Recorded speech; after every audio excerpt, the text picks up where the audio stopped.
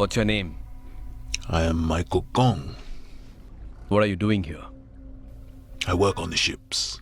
Show me your passport.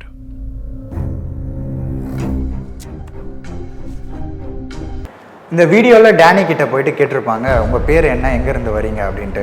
இந்த மாதிரி பேர் ஊர் சொல்லலைன்னா அரெஸ்ட் பண்ணலாமா சார் அப்படின்னா தாராளமாக பண்ணலாங்க.